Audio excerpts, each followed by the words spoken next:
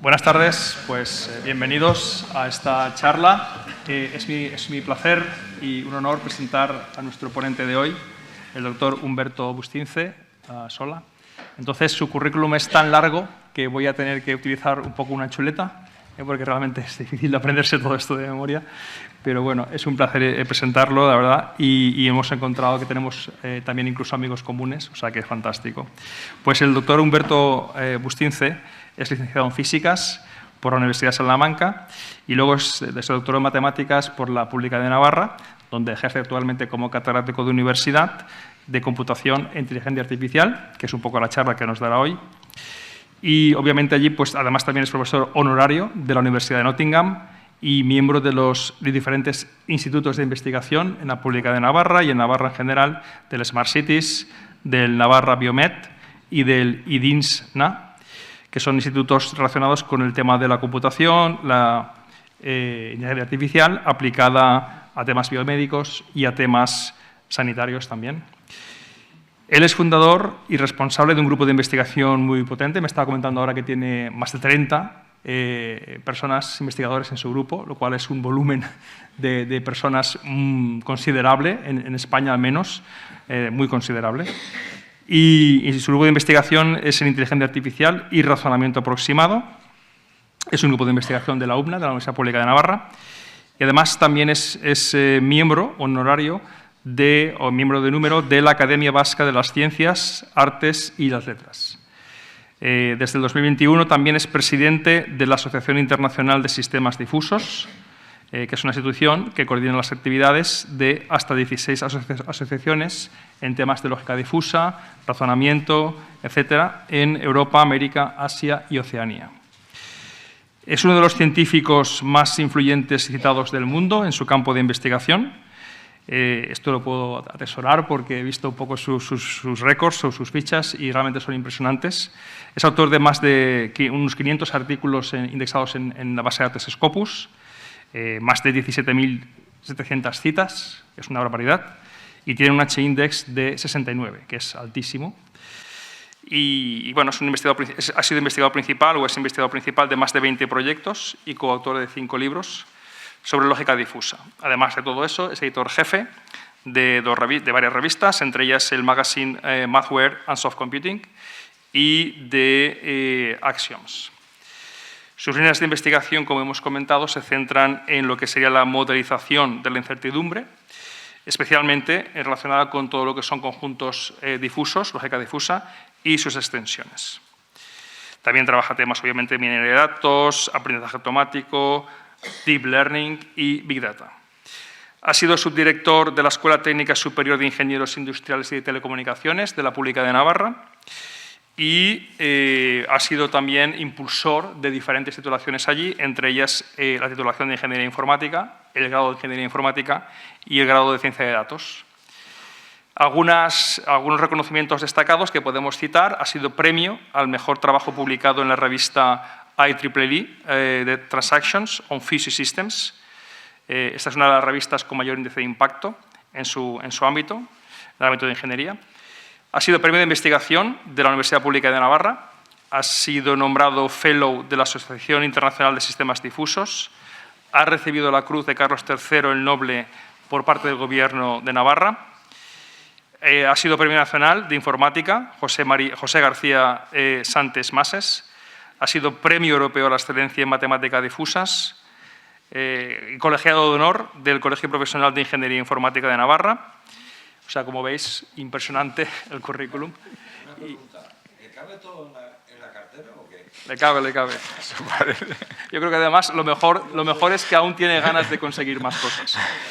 Y nada, ya con eso lo dejo. Su conferencia, nos va a presentar una conferencia que se titula Últimos avances de la inteligencia artificial y sus efectos a futuro en la sociedad.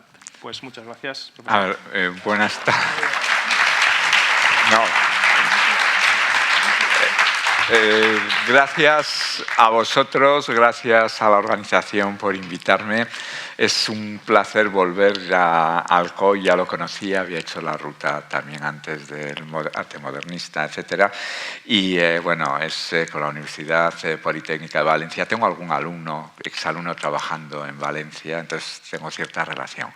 Muchas gracias a todos vosotros y voy a intentar dar una charla, digamos, muy divulgativa. No quiero que nadie se vaya de esta sala sin saber cómo aprende una máquina y lo que es la inteligencia artificial. Con eso ya me bastará. Estamos viviendo unos momentos tan convulsos que hoy, por ejemplo, acaba de salir, hoy no, bueno, en Estados Unidos ya hace unas horas, 2 o 3 días, una noticia que a mí me parece que es impresionante de lo que se nos acerca. Entonces, quiero dejar claro que esto no es magia, que tiene detrás un aparato matemático bastante importante, que tiene muchísimos problemas sociales que también me gustaría que los tocásemos y que, lo siento, para poder entender un poco lo que quiero hacer durante un cuarto de hora voy a hablar un poco de cómo aprenden las máquinas sin ánimo de cansar a nadie. Y en cualquier momento, si tenéis una duda, levantáis, os voy a tutear a todos, o sea, levantáis la mano y yo paro y explico. Insisto, gracias a la organización y voy a ver si consigo explicar un poco. También, ya os he dicho, voy a hablar de inteligencia artificial, entonces la charla va a tener 3 bloques. El primer bloque es ¿qué es la inteligencia artificial?, cómo aprendemos y qué son los datos. Sin datos no hay inteligencia artificial, es como nosotros. Sin información no podemos tomar ninguna decisión. O sea, yo no puedo ir a votar a nadie si no tuviese ninguna información de cómo son los distintos partidos, etcétera, etcétera. No podría hablar un idioma si no conociese las reglas elementales y el vocabulario de ese idioma. Entonces, los datos son el alimento de la inteligencia artificial y es donde precisamente están casi todos los sesgos. Hablaremos de sesgos y sobre todo de la propiedad de los datos. Pero bueno, dicho eso, la primera parte va a ser qué es la inteligencia artificial, tipos de inteligencia artificial, qué son los datos y cómo aprende el Machine Learning como una parte de la inteligencia artificial. Y después iré ya de lleno a las últimas aplicaciones, a las más nuevas, y me gustaría presentar 2 campos que nosotros trabajamos bastante, que son proteínas, plegado de proteínas y el cerebro computacional para hacer cosas tan maravillosas como en un futuro encender el teléfono con la mente, en un futuro de 8 años. O sea, es que encenderlo y apagarlo. Bueno, pues dicho eso, a ver, la primera pregunta, ¿qué es la inteligencia artificial? Mirad, es una herramienta que tiene muchísimos años, no es algo nuevo. Y de hecho es que evoluciona con el tiempo, porque a mi padre, cuando le hablaban de un teléfono móvil, aquello era ya inteligencia artificial. Una calculadora en su momento determinado supuso avances importantes, etc. Entonces, hasta los años 50 en el mundo, había una serie de personas que se dedicaban a hacer cosas, máquinas que intentasen hacer actividades que normalmente son asociadas a personas inteligentes. No publicaban nada, no conseguían un solo proyecto, porque para conseguir proyectos ya en esos momentos en Estados Unidos tenías que tener publicaciones en ciertas revistas, si no tenías no conseguías, y hartos decidieron reunirse en Estados Unidos en un congreso en Dartmouth. En este congreso solamente asistieron 10 personas y estuvieron durante 2 meses discutiendo sobre qué es la inteligencia artificial. Se crearon su propia revista, Artificial Intelligence Journal, que todavía existe y está en altísimo nivel en el ranking, y discutieron mucho sobre la definición. Y hubo 2 personas muy especiales. Tengo que decir que yo estuve con uno de ellos y otro vino a Pamplona. La primera persona que dio la definición, John McCarthy, que murió hace poco, es un entusiasta, es el padre de, bueno, no está aquí puesto, de una pequeña novela, Yo Robot, etc. Es una persona bastante interesante. Definió la inteligencia artificial de la siguiente forma. A ver, es una ciencia, por favor. No la asociamos siempre a ingeniería. La inteligencia artificial para ellos es una ciencia que trata de hacer máquinas, por eso también es una ingeniería, tal que esas máquinas hagan cosas que si las hiciésemos uno de nosotros, diríamos que ese uno de nosotros es inteligente. Por ejemplo, clásicamente se sabe que las personas inteligentes juegan al ajedrez, bien o peor, o escriben una carta, o redactan una novela, Bueno, pues esas actividades, cuando están hechas por una máquina, eso vamos a decir que es inteligencia artificial. Para mí, una inteligencia artificial es una simulación de lo que hace el cerebro humano, de las actividades que hace un cerebro humano. Es simular en una máquina lo que hace nuestro cerebro. Para definir inteligencia artificial habría que definir qué es inteligencia, para eso están los filósofos y sus ontologías, etcétera, qué es artificial, nada. Para nosotros son máquinas que hacen cosas que si las hiciésemos uno de nosotros diríamos que somos inteligentes. Ya está. Eso es lo que se va a hacer. Pues multiplicar, sumar. Entonces una calculadora puede ser inteligente. Con esa premisa, hay que ponerse en el año 56, nacen las inteligencias artificiales como nosotros las conocemos ahora. También estuvo en esa reunión un tal Minsky, que murió protestando contra esta ciencia, diciendo que eso ya no podía ser, etc. Hablaremos de esto luego. Bueno, en cualquier caso, admitida esa definición de inteligencia artificial, ¿cómo vamos a estudiar la inteligencia artificial? Hay dos formas de hacerlo. La más clásica es la del paradigma de Alan Turing, que es el simbólico. Supongamos que tenemos una caja negra, esta de aquí, el ordenador este es una caja negra, donde yo meto, por ejemplo, los síntomas que yo creo de una enfermedad que me parece que tengo. Y esa caja negra, el ordenador me responde como si lo hiciesen los mejores médicos del mundo en ese tema que yo estoy hablando. Lo que hay dentro es el algoritmo. ¿Qué es el algoritmo? Para mí, insisto, el algoritmo es un teorema de matemáticas bien organizado de una forma muy especial.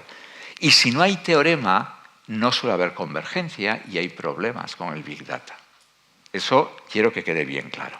Bueno, pues esa es la idea de Alan Turing. Todos sabemos que desarrolló su código Enigma en Bexley, muy famosa ciudad estos días porque ha salido en todo el mundo, donde se han reunido por primera vez 28 países del mundo para hablar sobre cómo poner laboratorios de investigación de inteligencia artificial para todos los algoritmos que se están haciendo en todo el mundo. Bexley es esa ciudad. Tengo que deciros que, bueno, toda su historia es muy especial, la de Alan Turing, pero que, bueno, se ha conseguido reunir a China y a Estados Unidos en la misma sala. No ha sido vinculante para nada, no ha habido acuerdos. Pero lo que sí es cierto es que por primera vez, hace 10 días, se reunieron para hablar de este tema. Deciros que, bueno, podríamos hablar mucho de Alan Turing, código Enigma, pero no es el momento. Y el otro paradigma es el conexionista. La idea es muy sencilla. Si tenemos algo tan maravilloso como nuestro cerebro y nuestro sistema nervioso, vamos a imitarlo. Ya está. Esas son las redes neuronales, que es la inteligencia que se está haciendo actualmente. Se llama conexionismo. Entonces vamos a hablar luego sobre el conexionismo. Antes de hablar de esto, vamos a ver qué tipos de inteligencia artificial hay. Ayer en Vitoria discutimos mucho sobre esto y os voy a decir, mirad, el primer tipo se llama tipo de inteligencia artificial débil. Realmente no es inteligencia artificial, sino que es soft computing, computación débil, porque no hace grandes cosas. Y ahí meto ni más ni menos que al GPS, al Google Maps o a la conducción autónoma.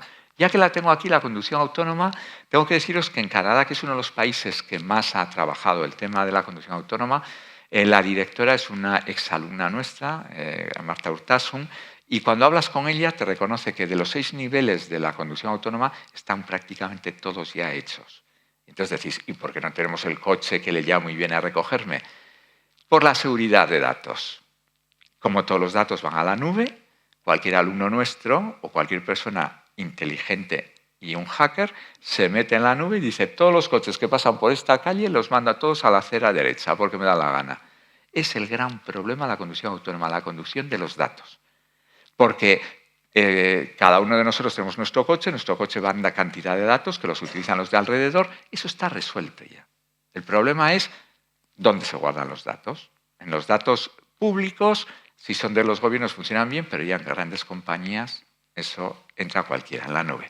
Bueno, se basa en 3 principios, que no voy a explicar aquí, pero eso ya hay gente que dice que no es inteligencia. Simplemente programas que corren y que no toman grandes decisiones. La conducción autónoma sí que toma decisiones, pero por ejemplo aparcar un coche no. Otra inteligencia, y que esto ha sido la bomba desde el día 1 de diciembre del año pasado y desde el 13 de marzo de este año, es la inteligencia artificial generativa. Son inteligencias, programas que generan contenidos. Yo le digo, hazme una redacción sobre la historia de Alcoy en el siglo XV, o hazme una redacción sobre la industria en Alcoy, o la importancia de la industria en Alcoy. Y te la hace como si lo hubiésemos hecho nosotros. De hecho, es que muchos profesores en Estados Unidos en enero se dieron cuenta que sus alumnos utilizaban el GPT-3 porque era gente que escribía muy mal y de repente empezó a mandar redacciones que escribían muy bien. Entonces dijeron, hombre, aquí algo pasa. Bueno, pues eso es la inteligencia generativa que hablaremos. Ha sido la gran revolución. Se basa en redes neuronales y en el procesamiento del lenguaje natural. Es el origen de todos los problemas de las huelgas de actores y guionistas, que también hablaremos.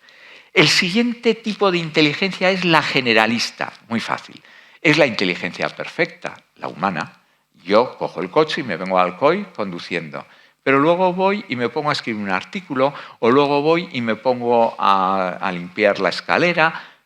Esa capacidad de hacer distintas actividades es lo que no hace una máquina hasta el día de hoy. Entonces, hay grandes inversiones. Por ejemplo, Google está metiendo un programa que se llama Gato que haga 600 actividades diferentes. Claro, o casualidad. Si habéis oído la televisión ayer, antes de ayer, es que el director del CEO de Open Artificial Intelligence ha dimitido. No, le han echado. Pero lo que no están diciendo es por qué le han echado. Porque si son guerras, que si lo quieren recuperar, que si Microsoft... Pues porque hizo unas declaraciones donde se atrevió a decir que en menos de 6 meses Open Artificial Intelligence iba a tener un asistente tipo Alexa, esos que le dices, ponme Radio Nacional, y te pone Radio Nacional, ponme música clásica. Un asistente que va a hacer un conjunto de unas 8 actividades personales. Es decir, el asistente va a ser personal. Me va a reconocer solamente a mi voz. Y le va a decir, hazme una transferencia al banco tal, del banco tal al cual, y va a ir directamente a mis cuentas y va a ir a pagarle. Ahora, no solamente hazme la redacción, sino hazme esta otra tarea. Y eso sentó muy mal en la compañía debido a que Google está detrás. Entonces, ahí hay un problema de dinero. Pero esa es la inteligencia artificial generalista. Y después la que nunca se llegará es la fuerte, es máquinas que tengan sentimientos, no que simulen sentimientos. Eso los chinos nos barren.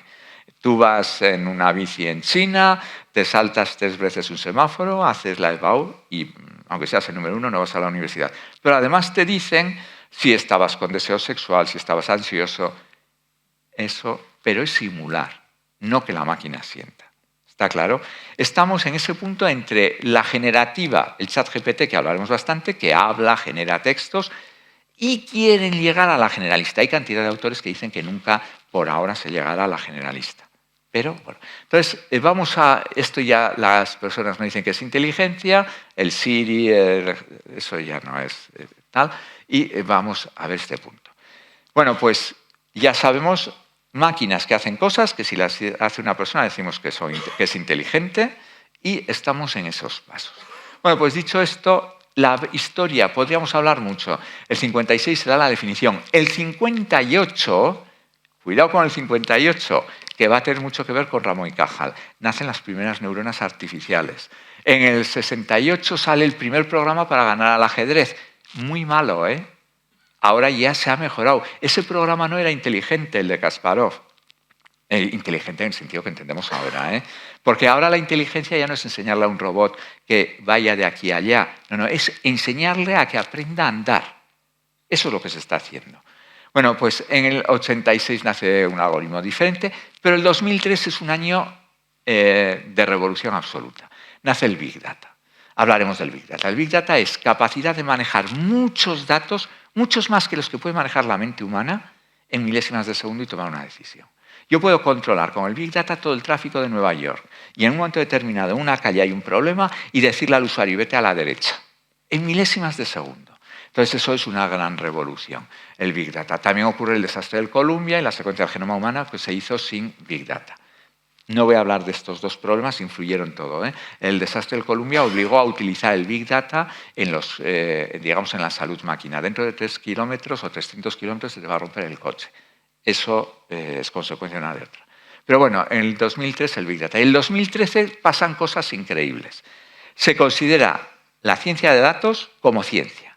Pero no es solamente manejo de estadística y de integrales y demás, no solamente es eso, es meter ya sistemas de toma de decisión. ¿Qué pasó en el 2013? Ciencia de datos, nueva técnica que ya se asume y que la gente puede estudiar. Pero en medio de todo, en 2012, un año anterior, se había hecho la primera red neuronal para clasificar animales. Miles y miles de fotos, etc. Pero en el 2013, una plataforma, Netflix, se le ocurrió usar el Big Data para simplemente, vamos a generar una serie que barra y que nos dé mucho dinero. Se llama House of Cards. Entonces, utilizó el Big Data incluso para elegir a los actores. 3 actores, Kevin, tal, bueno, los 3 actores. Utilizó el Big Data para saber en qué momento tenía que morir en el desarrollo del guión un protagonista porque no gustaba a un porcentaje determinado de gente. Es decir, utilizó el Big Data para terminar de la forma que gustase al mayor grupo de gente, clasificaba a los que estaban viendo la serie, que el final que mejor sea para el mayor grupo de gente. Todo eso en el año 2013. Hace unos meses hubo la huelga de guionistas.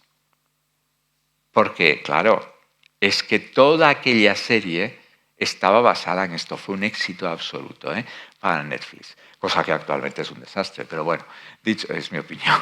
Dicho esto, vamos a seguir con nuestras fechas y vamos a ver, venga, 2 temas importantes. ¿Qué son datos y cómo aprende la máquina?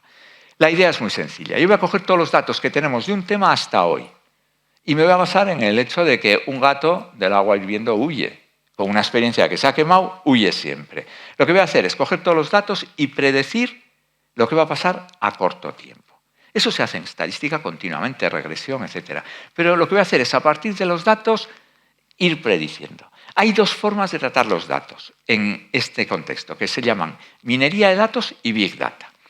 La minería de datos, aunque tengamos muchos datos, tiene una peculiaridad. Y es, supongamos que yo quiero hacer un estudio de todos los contribuyentes de la Comunidad Valenciana durante los últimos 50 años. Yo cojo el primero, hago una serie de cosas, voy al segundo, llego al último. Llego al último y vuelvo al primero. Son ciclos. Eso es programación clásica, pura y dura. ¿Qué es una multiplicación? 5 por 8, por repetir 8 veces la suma de 5. Pues eso es la minería de datos. Cuando yo tengo tiempo y me da igual que me conteste hoy que dentro de 3 días. Manejando muchos datos. Es la clasificación estándar hasta el año 2003. Pero de repente, en el año 89, Google intentó hacer lo siguiente.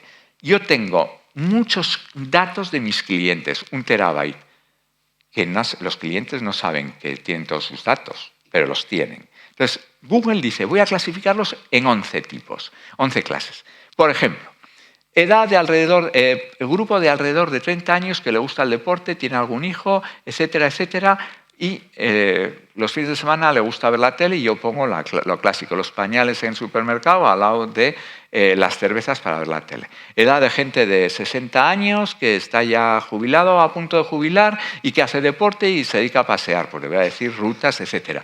11 clases. Cogió todos los datos y sacó un concurso.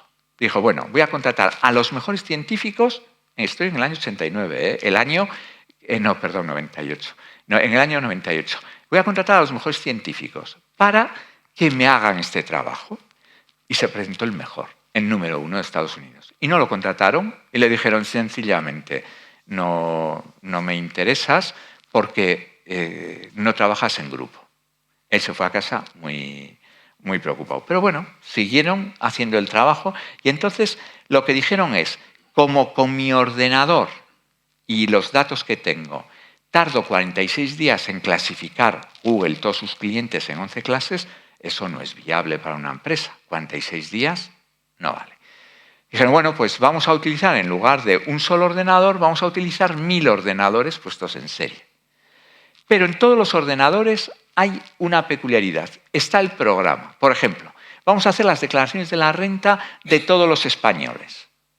Entonces, en cada ordenador de nuestras casas nos quitan el programa de la declaración de la renta y nosotros metemos nuestros datos, todos, día a día. He comprado esto, cafés, esto, tal.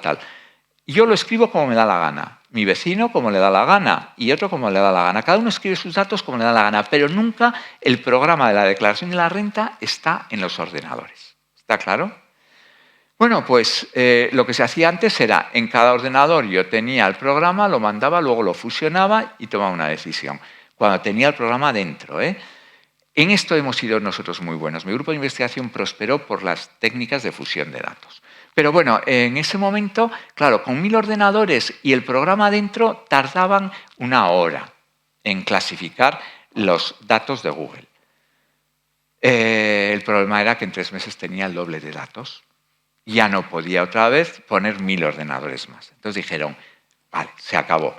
¿Qué nos sobra en todos estos ordenadores? Los programas. ¿Y qué voy a hacer? Voy a conectar todos los ordenadores vía Internet y voy a lanzar el programa. El programa llega al primer ordenador, coge los datos, saca unos resultados, al segundo y a todos los ordenadores de los españoles, saca los datos y se fusionan. Todo eso en milésimas de segundo. Eso es el Big Data. Es decir, nunca hay una repetición, primero, último, vuelves. No, milésimas de segundo, recorres todos los datos y tomas la decisión. Pero, insisto, el programa va siempre vía Internet para decidir una cosa. Entonces, datos, necesitamos muchos datos. Y, con esta metodología, el Big Data, su clasificación de Google de de muchísimos datos, en lugar de 46 días o en lugar de 1 hora, se hacía en menos de 10 segundos. Y esto es la revolución.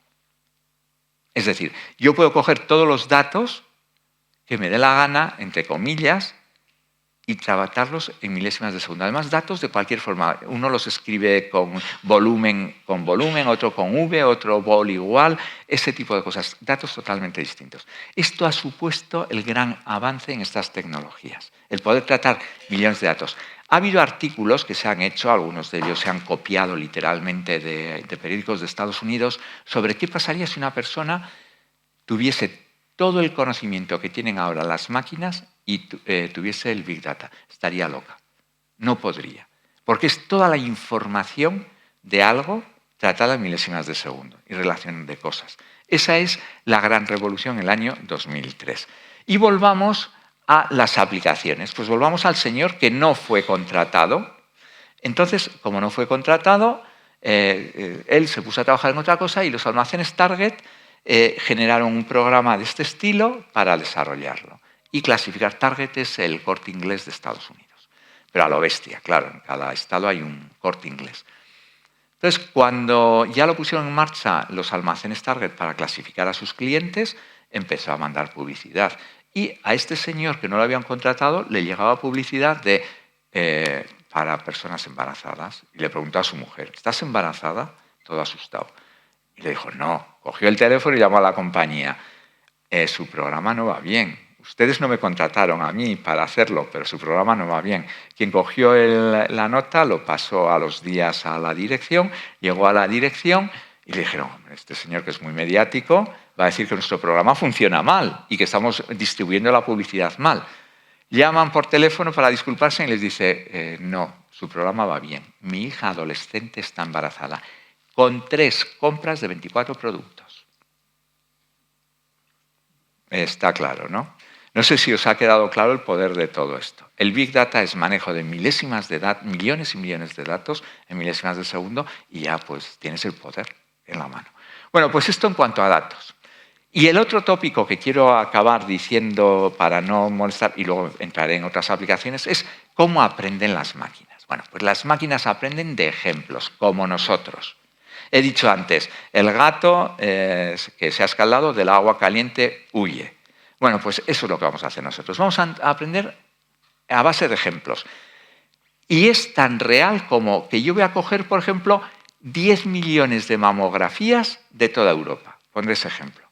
Si hay una serie de cosas que se cumplen para los 10 millones de mamografías, ¿por qué no se va a cumplir para el 10 millones uno, para el siguiente?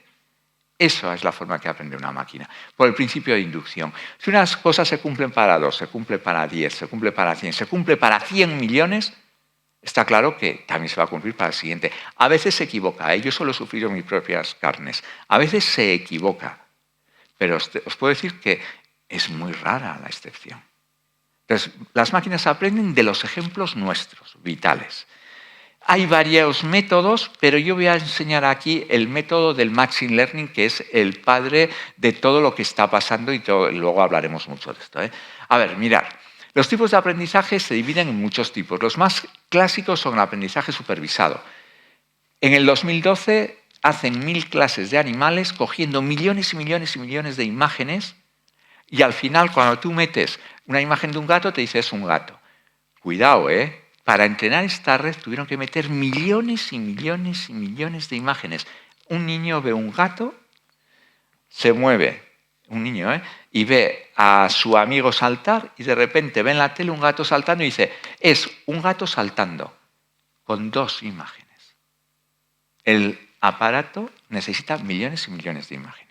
El otro tipo de aprendizaje es el no supervisado, que es el que está de moda actualmente, que es coger todos los datos y clasificar, lo que os he dicho antes del Big Data y de las clases de los señores de los comercios, etc. Y el otro es el aprendizaje prueba y error. Si esto no va, repito. Si esto no va, repito. Es reforzado. Hay muchos tipos, hay federados, etc. Vamos a ver de este tipo y de este tipo. Entonces, ¿qué son las redes neuronales? Pues me duele mucho que en España, que hemos tenido a Ramón y Cajal, nadie sepa que el padre de todo esto es Ramón y Cajal. Mira, Ramón y Cajal dibujó por primera vez la neurona. La neurona, todos sabemos lo que es. Entonces, son una serie de dendritas que unas se activan y otras se inhiben. Si por casualidad ganan las que activan, esa neurona se activa y se conecta con otra. Es decir, el resultado de una neurona en nuestro sistema nervioso es sí o no. Es el mismo que el de una luz, encendida o apagada. Es exactamente lo mismo. Voy a poner un ejemplo, aunque me pase un minuto luego. A ver, supongamos que tenemos 8 neuronas seguidas y que tengo las 8 neuronas conectadas y no están activadas ninguna de las 8. Y decido que esas 8 neuronas seguidas son la letra C. Ahora yo cojo otras 8 neuronas. Y decido que todas las neuronas no activadas, salvo la última que está activada, es la A. Y ahora cojo otras 8. Y digo, bueno, todas las neuronas apagadas, salvo las 2 últimas activadas, es la S. Y ahora voy a escribir casa. Pues cojo 8 neuronas seguidas desactivadas, 8 neuronas seguidas con la última activada, 8 neuronas seguidas para la S con las 2 últimas activadas y las 8 neuronas seguidas con la última activada. Es decir, 8 bombillas apagadas, 7 bombillas para la A, 7 bombillas apagadas y una encendida, para la S 6 bombillas apagadas y 2 encendidas y para la A otra vez lo que tenía, 7 apagadas y una encendida. Con 32 neuronas seguidas yo pongo la palabra casa. Bueno, pues ahora tenemos los chips, que son muy pequeños, de 3 nanómetros, o sea, muy, muy pequeños. Cada chip va a ser una neurona, una bombilla encendida o apagada. El resultado de la neurona va a ser siempre activada o no activada, la bombilla encendida o apagada. Y yo voy a conectar millones y millones de neuronas. Pero en el año 40 y tantos, unos señores copiaron la neurona y en el año 58 le dieron capacidad de aprender. Esto se le dio el nombre de perceptrón y me duele mucho que los autores de este artículo del año 58 mencionaran a Ramón y Cajal. Y todo lo que está pasando desde el chat GPT a todo lo que nos está pasando en la inteligencia artificial actualmente, todo desde el Google Maps, etc., son perceptrones, es decir, son neuronas artificiales. ¿Y qué es un perceptrón? A ver, este es el caso. Mirad, los datos son lo que yo pongo X1, X2, X3, Xn. Y esos datos voy a suponer que son números. Por ejemplo, X1, mi temperatura corporal. X2, mi presión sanguínea. X3, pues otra cosa. Claro, daros cuenta que mi temperatura corporal y mi presión sanguínea no son independientes. Ahí hay que tener en cuenta que todo está relacionado. Los datos están siempre interrelacionados. Pero en mi estado de salud actual, la temperatura corporal mía, 35 grados, tiene una importancia que es lo que yo no conozco. Estos son los datos que yo conozco. Yo mido la temperatura, mido la presión. Lo que no sé es la importancia que tiene esa temperatura en mi estado de salud actual. Lo que no sé es este omega 2, la importancia que tiene la presión sanguínea en mi estado actual. Entonces, está claro que los datos son estos y lo que no conozco son la importancia de esos datos, los pesos. Esos son los parámetros que yo voy a utilizar siempre. Me vais a oír hablar continuamente de estos parámetros. O sea, es decir, ya veremos cómo funciona. Bueno, pues mirad. Ahora yo cojo y digo, mi temperatura, 35 grados, por la importancia que tiene esa temperatura para mí, más mi presión, por la importancia que tiene la presión, más tal. Si la suma de todas esas cosas es mayor que 23, esto, por ejemplo, se activa. 23 es un número que me lo he inventado, ¿eh? Si es menor que 23, pues no se activa. Este es el perceptrón. Es una neurona con una media geométrica ponderada. Una media ponderada, no es ni geométrica.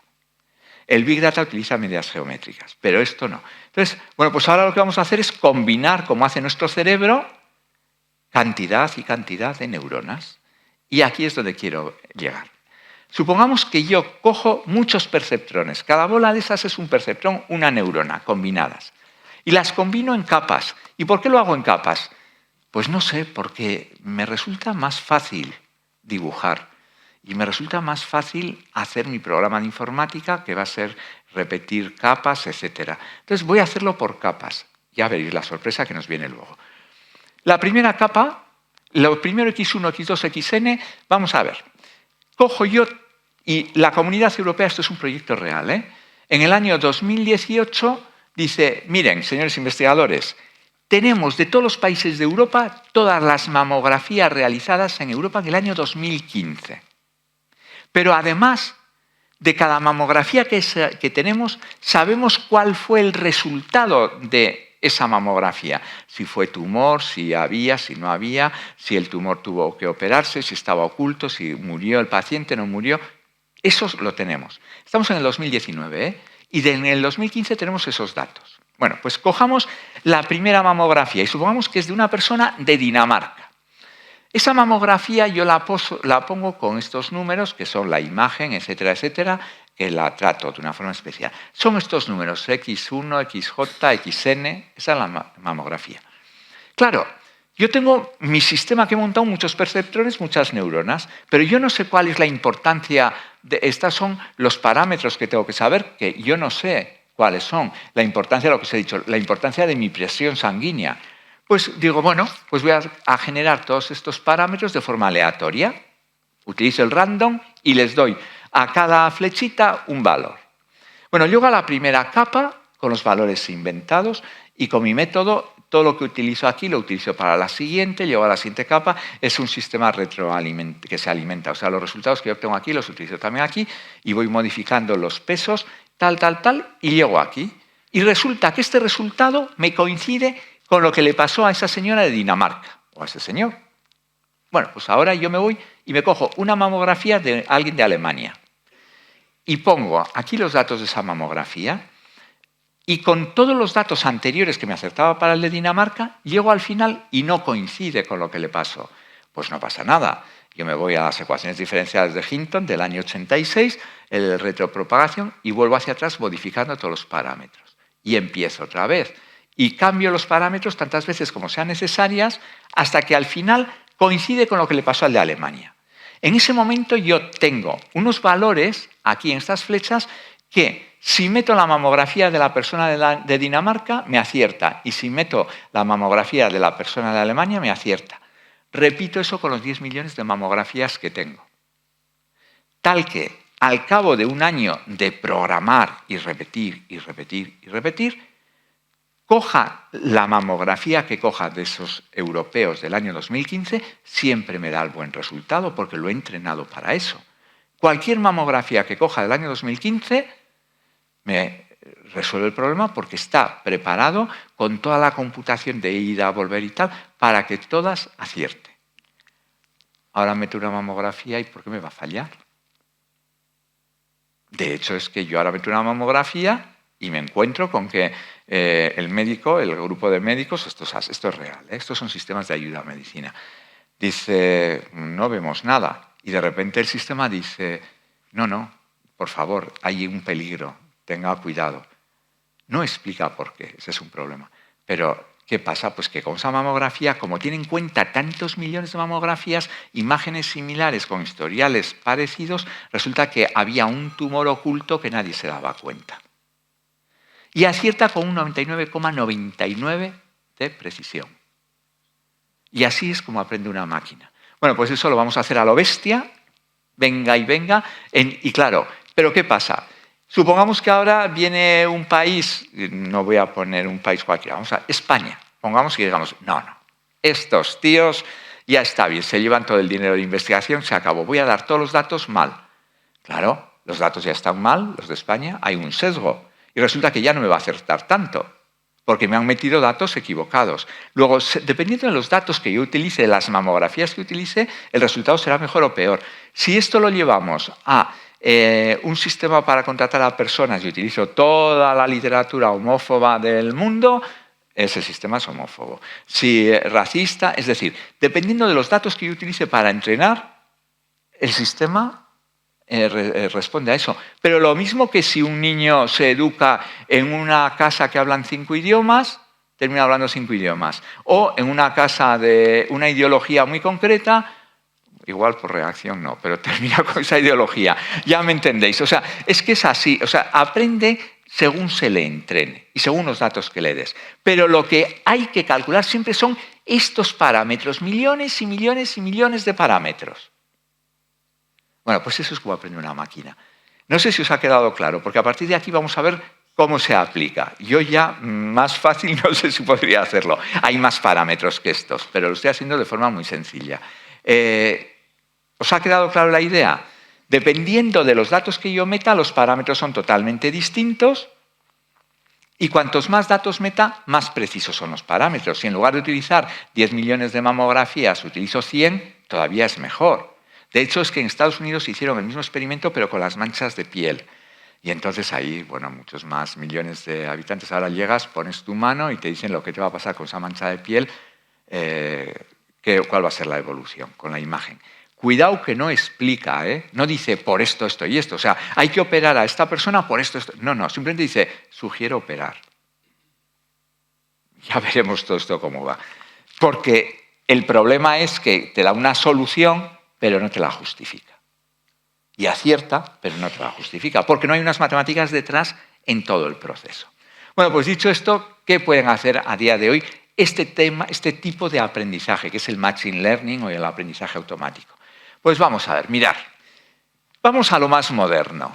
1 de diciembre del año pasado, revolución absoluta en todo el mundo. Sale el ChatGPT 3 y se genera el modelo de lenguaje natural. Entonces tú le preguntas, primero escrito, le dices, hola, ChatGPT, estoy preparando una charla para dar a cuarto curso de la ESO, que es verdad, esto es verdad. De vez en cuando hay que dar a personas para ver algo que quieres decirles y te contestan, hola, me gustaría tal, y te lo hace, vamos, con una perfección que para qué. Esto es una revolución, una red neuronal utilizando procesamiento de lenguaje natural. ¿Qué es el procesamiento del lenguaje natural? Mirad, si yo quiero hablar con un chino, ahora ya con estas máquinas es casi directo, pero si yo quiero hablar con un chino, yo no sé chino. Entonces, ¿qué es lo que voy a hacer? Lo que voy a hacer es hacer un sistema que sea mirar en un diccionario cada palabra que yo quiero decir y traducirlas al chino. Bueno, pues un procesamiento de lenguaje natural es, yo cojo mi lenguaje natural, es el nuestro, el materno, el que hablamos normalmente entre nosotros, y quiero llevarlo a comunicarme de la misma forma que lo hago con todos ustedes, con todos vosotros, con la máquina.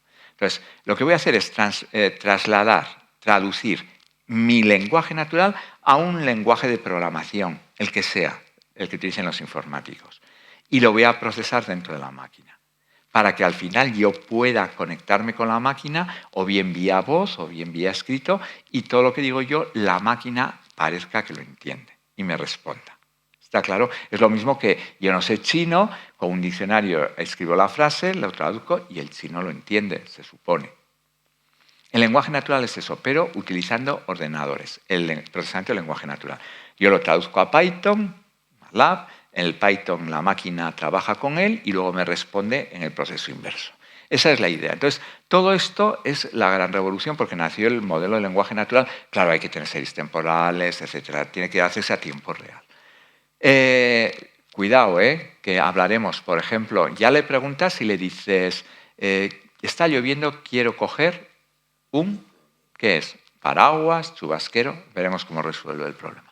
Entonces, esto nace, el ChatGPT, nace, ya os digo, el 1 de diciembre, pero es de la empresa que está teniendo problemas ahora, Open Artificial Intelligence, y mirad, se entrena con muchos datos. Coge todos los datos de todas las bibliotecas, coge todas las páginas web que hay a su disposición, coge todo. Internet no le dejó Google, pero coge muchísimos millones y millones y millones y millones y millones de datos. Bueno, y consiguió, digamos, tener una comunicación relativamente fácil. La ventaja vino que con el ChatGPT le dices, todo es manejar datos y mucha probabilidad. A ver, quiero construir un texto, quiero escribir una novela. Entonces le das 4 ideas y te lo escribe. Cada palabra es un vector de 300 números, que los trabaja de una forma muy especial y para la palabra siguiente construye un vector de probabilidades. Y dice, probablemente la siguiente palabra sea esta. Por ejemplo, está lloviendo, quiero coger pues está paraguas, chubasquero, café porque hace frío. Y teniendo en cuenta el contexto, porque maneja muchas palabras que ya lleva tiempo contigo, dice, no, tú no quieres un paraguas, quieres un chubasquero. Sabe por probabilidad qué palabra va a ir a continuación. Son probabilidades puras y duras. Entonces, hace todo esto, responde a preguntas, a veces responde de una forma rara, como todo esto lo vamos a ver, traduce textos, esto es maravilloso. Lo de traducir textos, ya sabéis que el último programa es, yo hablo en un idioma, en mi idioma natural, se escribe en ese idioma, escrito se traduce a otro idioma y reproduce lo que yo he dicho con mi misma voz en ese otro idioma. Todo esto es lo que hace muchos datos y teoría de la probabilidad. A lo bestia. Esa es la idea. Cuidado, todo lo que hace tenéis que repasarlo, porque a veces mete la pata. O sea, si queréis hacer cosas que no tengan más importancia, da igual, pero a veces se le va la olla. O sea, no sirve una traducción hecha perfectamente. O sea, todavía hay que entrenarlo. Pero seguiremos, veremos cómo va. Entonces, la pregunta es, ¿realmente el ChatGPT puede hablar? La respuesta es sí, porque le metieron en unos ya 5 meses después, la posibilidad ya de hablar. Primero se pasó a imagen, texto, en el 1 de diciembre, el 13 de marzo imagen, ya veremos cómo, y luego hablar. Bueno, pues sí, pero lo que hace es mirar cuál es la palabra más probable que va a ir al lado. Entonces, formalmente, la frase es perfecta. Eso es perfecto, lo que hace. Lo que pasa es que le falta el sentido común y la causalidad. Y a veces, formalmente es perfecto, pero la probabilidad de que yo quiera coger un paraguas, pues igual no es la real. Entonces, y no utiliza la causalidad, no utiliza el sentido común que tenemos los humanos. Y a veces te contesta unas cosas que no tienen ni pies ni cabeza. Entonces, todo lo que haga hay que revisarlo. Se va a mejorar todo. Aquí, por ejemplo, si yo voy en una carrera el octavo y adelanto adelanto al que está antes que yo, que te contesta, bueno, vas al séptimo. Es que eso es muy fácil. Pero ahora le están preguntando a ver qué número de lotería va a caer. O sea, es que estamos en eso. Pero como voy a hablar más de esto, otra aplicación es generación automática de imágenes. Esto fue una revolución también, que es lo que apareció el 13 de marzo.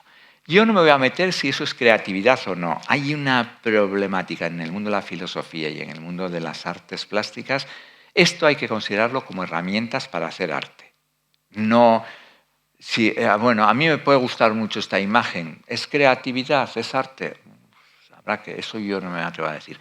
Pero fijaos, estamos en el punto de que se utilizan gran cantidad de imágenes, pues por ejemplo tipo DALL-E, etcétera, para generar imágenes. Y voy a poner un caso de estos días. Mirad, yo voy a escribir un texto y voy a escribir una imagen. Así de fácil.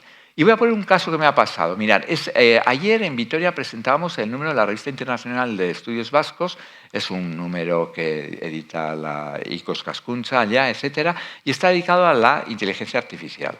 Lo editaba un compañero mío yo tengo ahí un artículo y demás. Entonces, lo que se quiso hacer es, ya que el volumen es especial, la portada que lo haga el ChatGPT. Entonces, bueno, una parte del Midjourney. Pero bueno, una parte de esto. Entonces, se le introdujo el siguiente texto para que hiciese la portada. Un robot humanoide en la pose de El Pensador de Rodin, que trate de ciencia ficción, cyberpunk, en el estilo de la ciencia ficción pulp. Cables y microchips son visibles, entorno de alta tecnología. Puso esta. Realmente contestó con 3 más y elegimos la primera. Pero le dices, genérame la imagen de un tumor en estas características, con oclusiones especiales, etc. Y te lo borda. Con miles y miles de imágenes, claro. Entonces, simplemente con el texto produce la imagen. Pero además, dada una imagen, también la transforma en otra imagen. Dado este cuadro, que es una foto, píntamela en el estilo Monet. Bueno, esto ya es muy viejo, y te lo hace. O dada esta foto de cebras, píntamelo como si fuesen caballos, y te lo hace.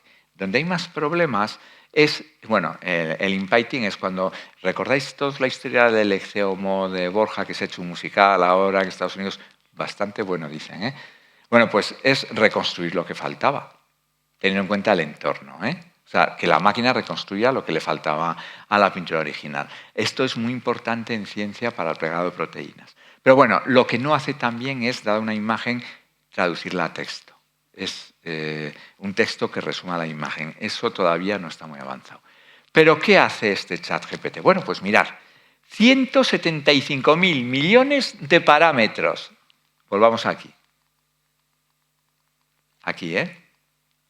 175.000 millones de flechitas, ordenadas por capas. Bueno, perfecto. Es una barbaridad, 175.000 millones.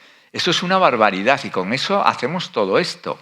Pero además, en el año 98 Google tenía grandes problemas con 1 terabyte de datos para clasificar aquello y pasó de un ordenador a 1000 ordenadores.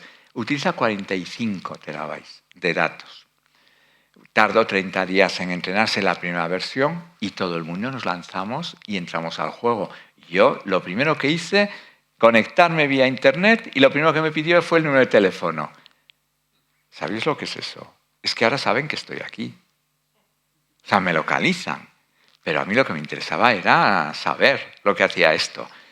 Cuidado, ¿eh? O sea, y siguen entrenándolo. Ahora cada vez ya, como tienen muchos datos, hay que pagar cada vez más cosas. Para hacer un avatar que hable como yo, ya te piden $1024. Me tocó eso y me hizo gracia porque es 2 a la 10 y dije, ¿por qué habéis puesto ese precio? Pero bueno, da igual, fue un pedo mío en ese momento. Bueno, y utilizó todas estas GPUs, etc. Pero fijaos en esta flechita, en este dato, 175.000 millones de flechas, de números. Vale, sigamos. Y de repente sale algo maravilloso este mismo año. Se publica y pasa totalmente desapercibido en España, no entiendo por qué. Se consigue hacer el mapeo del cerebro de la larva del vinagre, de la fruta. ¿En qué consiste eso? Se coge la larva y se estudia la distribución de las neuronas que tiene. Y el número de neuronas que tiene son 3.016 neuronas. Eso no es nada. El cerebro humano tiene de 80.000 a 90.000 millones de neuronas. Pero además en la larva de la fruta hay 500.000 conexiones, 500.000 parámetros. Os he dicho que para entrenar el sistema anterior hay 175.000 millones de parámetros.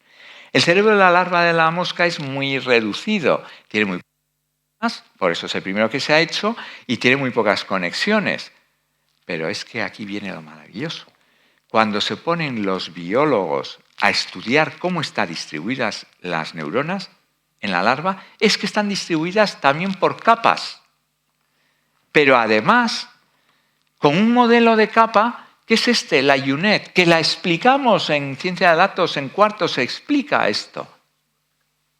¿Y cuál es la diferencia con el cerebro humano? O sea, nosotros hemos creado este modelo, el anterior, este de aquí, el de las capas. Lo que pasa es que ahí se dibujan de una forma diferente el anterior que he dicho. Este modelo que hemos creado nosotros, son capas sin tener ni idea que en la larva ocurría lo mismo. Las conexiones están hechas por capas. Lo que pasa es que nosotros hacemos todas las capas, las he puesto aquí más o menos del mismo tamaño y hay capas que son más esto. Entonces, la UNET era conforme iban disminuyendo las capas aquí, luego iban aumentando. Pero ese modelo ya lo teníamos. Nosotros lo hemos generado para ciertos problemas. Y lo que hace es que tiene 500.000 conexiones de esas, el cerebro de la larva. Entonces, dices, bueno, o sea, es que ¿qué ha pasado aquí? De una forma totalmente, no sabemos cómo, nosotros generamos redes neuronales que son similares a las que hay en la naturaleza. ¿Cuál es la diferencia? Pues la diferencia está en que nosotros pasamos de la primera capa a la segunda a la tercera a la cuarta. Ojo, cuando paso de la primera a la segunda, todo lo que he aprendido en la primera capa lo paso a la segunda. Y todo lo que he aprendido en la segunda lo paso a la tercera. Y en la larva no, va de la primera a la séptima, de la séptima a la tercera a la número 20, lo hace aleatorio. No se sabe por qué, se está investigando todo eso. Pero mirar, la larva tiene solamente 3.000 neuronas, 500.000 conexiones. El ChatGPT tiene 175.000 millones de conexiones. El cerebro humano tiene de 80.000 a 90.000 millones de neuronas y 100 billones de conexiones. Pues ya está. Voy a reproducir. Nos reunimos todos los del mundo y reproducimos 90.000 millones de perceptrones con 100 billones de conexiones. Y funcionaría como el cerebro humano. Eso estaría así. Bueno, eso es una idea. El problema viene en que poner en funcionamiento ese sistema no hay todavía energía suficiente para hacerlo. Pero vamos a seguir con todavía cosas más extrañas. Bueno, pues estamos en ese punto hasta ayer o antes de ayer. ¿Qué sale esto en Estados Unidos? Estados Unidos está creando una superinteligencia artificial con todo el conocimiento científico. Están ya probándolo, es decir, el sistema está montado con GPUs. Esto ha salido hoy en el Confidencial en España, pero bueno, en Estados Unidos salió hace 3 días. ¿Y en qué consiste eso? Pues hacer una superred de las anteriores donde va a estar solamente ciencia. Eso es maravilloso, va a relacionar en poco tiempo la física con la biología, las matemáticas, la ciencia de materiales. Es una revolución total. Y está muy avanzado, están entrenándolo, pero hay que tener en cuenta que tiene 1 billón de parámetros, 1 billón de parámetros. Volvamos. La neurona tiene 500.000 parámetros. Y esto tiene 175.000 millones de parámetros. Entonces, si yo tengo aquí 1 billón de parámetros en esta, y mi cerebro es de 100 billones de conexiones, ¿qué va a pasar? O sea, yo lo que creía es que ya es, daros cuenta, es multiplicar por 100. Pero si estamos en ese punto, ¿dónde estamos? El modelo es el mismo, Veremos los problemas que tiene. Pero ya estamos, no con el ChatGPT 175.000 millones, eso es una porquería. Estamos con 1 billón de parámetros. Las matemáticas que hay detrás son matemáticas de primero de grado. Teoría del endomorfismo, funciones lineales y derivadas parciales. Eso es lo que hay detrás, hasta ahora. Luego veremos en qué falla. Bueno, pues esto lo he puesto porque ha salido hoy mismo en español, pero estaba igual, lo iba a poner de otra forma. Todos estos sistemas tienen 2 problemas importantes. Primero, no explica nada. O sea, es que no explica nada. Te dice, con esta mamografía hay que operar, pero dices, ¿por qué? No te dice nada. Maneja tal cantidad de datos que hay un momento que la ciencia no es capaz de controlar cómo actúa con esos datos, porque son millones y millones de datos. Y además ni los sesgos, porque son tales cantidades de datos que habría que hacer un estudio primero de qué datos voy a utilizar y necesitaríamos igual 5 años de muchos científicos para entrenarlo. Entonces, no justifica nada. Me puede decir que esta mancha va a evolucionar mal y casi seguro que va a acertar. Pero no hay un valor detrás. Entonces un médico le sirve simplemente de orientación. No puede fiarse en nada, Porque si encima ha estado mal entrenada, mucho menos. Por eso se está haciendo la inteligencia artificial explicable, que explique. Pero ¿cuál es la diferencia? La inteligencia artificial explicable que se está haciendo con lógica difusa es que el nivel de aciertos es de un 75% y el nivel de aciertos con estas máquinas es del 99,999%. Claro, si tú estás con la inteligencia artificial explicable y cada 4 casos uno te falla, y aquí nunca te falla, pues son herramientas de ayuda. El siguiente problema, la adaptabilidad. Nuestro cerebro es maravilloso. Y aquí para mí es el Newton de la ciencia actual y espero, este año se hablaba que le iban a dar el premio Nobel de Biología de Medicina. Este señor necesitaba dinero para investigar, entonces se propuso jugar al juego Go. El juego Go no quiso meterse con el ajedrez. El Go es mucho más difícil y hay muy pocos jugadores. Entonces cogió un tablero 9×9. Empezó con un algoritmo y empezó a entrenarlo de esta forma, de las redes neuronales. Había pocos jugadores buenos y entonces llegó un momento en que se inventó jugadores artificiales, algoritmos que aprendían de otros algoritmos. Y ganó el juego Go y ganó $1.000.000. ¿Cuál es el problema? Que cuando intentó pasar y jugar en un tablero 11×11, el cerebro lo hace directamente. La máquina no lo adapta. Luego llevamos, no explican nada, no se adaptan, no tienen sentido común y de la causalidad no la conocen para nada, nuestros sistemas. Bueno, pues dicho esto, rápidamente. Llega el año 2015 y llega Obama al poder. Obama gana las elecciones gracias al Big Data. Llegaba a una ciudad y decía, a ver, yo qué sé, me da igual, Carolina del Norte, tal sitio. Y le hacían un estudio con Big Data 24 horas antes de que hablara de cuáles eran los problemas, clasificaban a la gente, lo que os he dicho de Netflix, ¿no? Clasificaban a los votantes y él sacaba un discurso de acuerdo a lo que la mayoría le interesaba. Ganó las elecciones y se dio cuenta que esto era la bomba. Y contrató a un científico español, Rafael Yuste, de la zona, para hacer el mapeo del cerebro humano.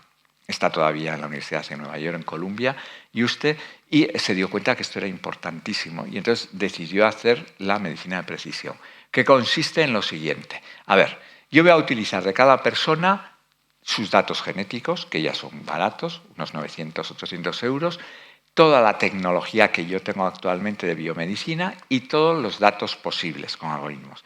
Y lo que voy a hacer es, en lugar de que cuando yo llegue a un centro de salud esté tratado como un paciente medio, no. Cojan todos los habitantes de Alcoy y hagan las 11 clases que quería hacer Google o las 20 clases que quería hacer Google. Entonces diga, hombre, 60 y tantos años, que no hace deporte, que está todo el día sentado, que encima le gusta comer tal, una clase. Y tú vas por esa línea. Y ya estás casi diagnosticado. Entonces, Europa, en el año 2030, lo que quiere es hacer predicción, atención personalizada, etc. Eso es idea de Obama. Y estamos en ello, ¿eh? Se supone que llegaremos. Pero ya no serás un paciente medio, ¿eh? Entrarás. Problema, como lo cojan las aseguradoras, si tú estás en una clase complicada, no te asegura nadie, ni la Seguridad Social. Pero bueno, esto es otra cosa. Otra maravilla de Asabis, el del juego Go, las proteínas. Esto ya es, las dos cosas que vienen aquí son temas que estamos haciendo nosotros, en el grupo de investigación también. A ver, las proteínas son secuencias de aminoácidos que se pliegan y que son fundamentales para la vida humana. Todos sabemos lo que son las proteínas. Entonces son ya cadenas de aminoácidos, y esto es una proteína. Depende de cómo se pliegue, tienes una proteína u otra. Entonces, cómo se tuerzan esas... Aquí tienes secuencias de aminoácidos, determina la función de la proteína. Pues puede ser buena para controlar el metabolismo, pero si lo hace mal, tenemos Alzheimer. Entonces, esa secuencia que tenía de aminoácidos, dependiendo de si se pliega bien o mal, pues ya está. Si se pliega bien, construye una proteína buena y si se pliega mal, pues te da lugar a enfermedades. Además, se combinan las que se pliegan mal entre ellas. Bueno, pues esto es un problema tan gordo que había desde los años 50 una competición CASP de los grandes laboratorios, utilizaban cristalografía, resonancia nuclear, etc. Y había cada 2 años un concurso donde se presentaban todos los laboratorios más importantes del mundo con su secuencia de aminoácidos, 150 más o menos, y construían la proteína por métodos de Bata, laboratorio de Bata. Y gracias a ello, lo que hizo este hombre, pues dijo, bueno, voy a ir al mundo digital. Y lo que voy a hacer es, en lugar de hacer esto, a ver, antes de pasar, decir que con 150 proteínas, el número de posibles plegamientos, con 150 aminoácidos, el número posible de proteínas que puedes construir es 10 elevado a la 300. El número de estrellas que hay en el universo es 10 elevado a 25. O sea, que imaginaros el nivel de problema que se planteó este hombre. Entonces, dijo, bueno, ¿en qué punto estoy? Esto es un problema imposible de resolver, pero tengo mucha experimentación hecha ya, que a partir de esta secuencia me producen esta proteína. Entonces, lo que hizo fue lo siguiente. Cogió la secuencia de aminoácidos y con ayuda de todos los laboratorios, a cada secuencia de aminoácidos, estudiando sus fuerzas atractivas de iones, sus similitudes, distancias, etc., construyeron una imagen. En principio, vamos a suponer en 3D. Bueno, eso para las proteínas que ya se habían hecho durante 50 años en los laboratorios. Cogieron una red neuronal y con esa imagen sabían llegar a la imagen final, la entrenaban. Y cogieron todas las proteínas, con miles y miles de proteínas, y al final, con todas las proteínas que se habían diseñado, tenían una red neuronal entrenada, de tal forma que todas las que habían hecho los laboratorios hasta el año 2018, cada vez que metían la proteína, la secuencia de aminoácidos, daba la proteína que se había construido. Pero claro, son muy pocas, porque 10 a la 300 es muy grande. Pero bueno, de ahí, de esa imagen, pasaban a 3 dimensiones. Y con esto ya cogía una secuencia de aminoácidos y digitalmente construía una proteína. Evidentemente, en el año 2018 se presenta, es el AlphaFold 1, gana el concurso, él no se queda muy satisfecho, pero gana a todos los que se habían presentado en ese concurso, pero no con la diferencia que él quería ganar, sabiendo que era un problema espectacular. Abrió todos los telediarios del mundo occidental, excepto en España.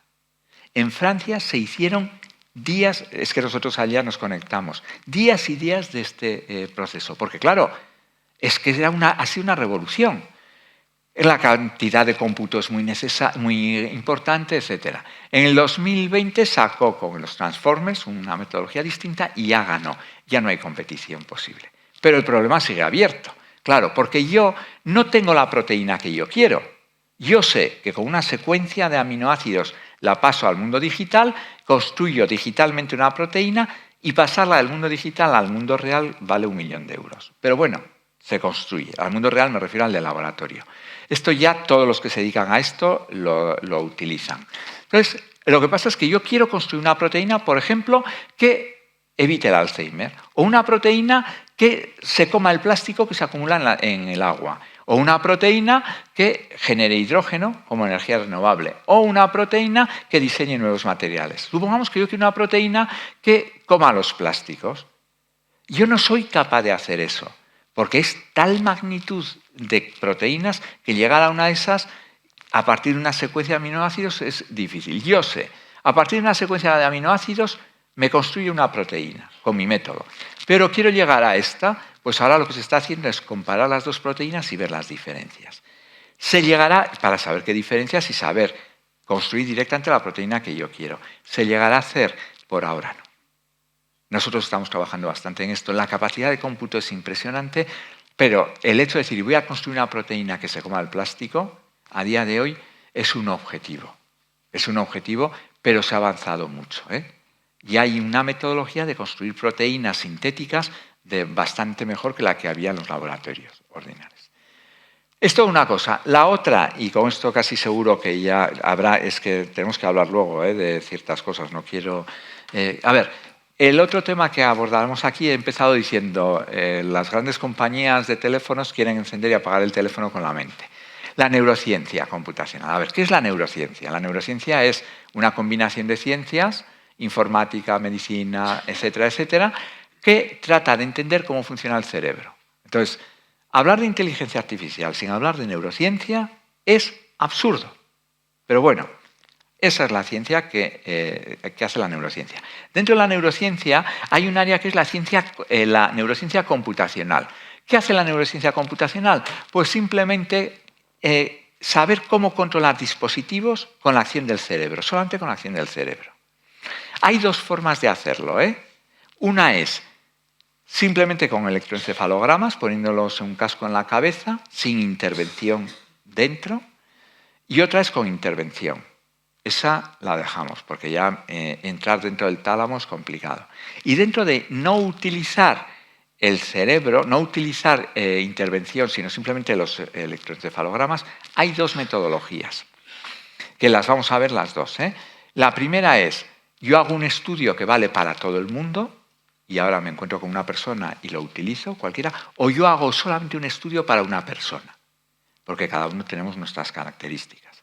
Entonces vamos a ver cómo surgió esta investigación. En el año 2015 fuimos a un congreso en Nápoles. Yo presenté una teoría de integrales Choquet de fusionar datos, teniendo en cuenta que los datos no son independientes. Yo no juego al mus de la misma forma con uno que con otro. Los datos están interrelacionados.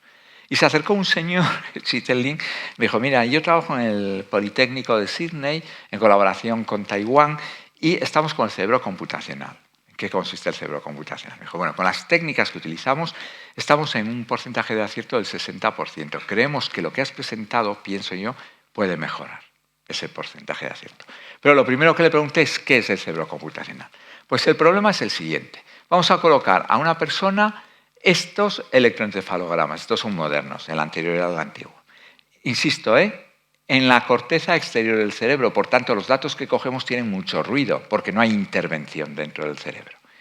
Y le vamos a coger 3.000 personas, y con cada persona vamos a hacer unos 5.000 veces el mismo experimento. Le ponemos el electroencefalograma a esta persona, y yo estoy delante del ordenador y le digo, piensa en mover la mano derecha. No me va a mentir. Y él piensa en mover la mano derecha. Ahora la mano derecha de nuevo. Ahora la izquierda. Y con esa persona hago, por ejemplo, 5.000 veces ese experimento en distintos momentos. Una vez que he terminado con esa persona, yo cojo sus datos con el electroencefalograma. Bueno, esto es un proceso ya distinto. Y lo que hago es separar cuando ha pensado la mano derecha y cuando ha pensado mover la mano izquierda. Los fusiono y me quedo con muy poca información. Ahora lo repito con 3.000 personas más. Y acto seguido, yo ya tengo mi sistema, cojo el electroencefalograma, salgo a la calle, se lo pongo a una persona y digo, por favor, vas a pensar en mover la mano derecha o la mano izquierda y yo te voy a acertar. Bueno, pues con las técnicas clásicas estaban en un 64% de precisión. Empezamos a trabajar, había que combinar Taiwán, Australia y nosotros, fue un calvario de noches, de madrugadas, etcétera, 2 días a la semana, y con las técnicas que habíamos presentado en Nápoles no mejorábamos mucho, pero hubo otras, las de Sugeno, y pasamos al 94%. Llegamos al siguiente congreso, aquí viene la metodología, al siguiente congreso, y pasó que era en Río de Janeiro, y nos reunimos entonces en el congreso los 3 grupos. Y hablándolo pasó la editora de la revista del IEQ de Computational Intelligence, y oyó y dijo, me interesa, me lo mandáis, porque se divulga mucho. Y los taiwaneses, que son muy listos, colocaron este vídeo. Es muy corto. Esta persona no puede hablar, puede pensar.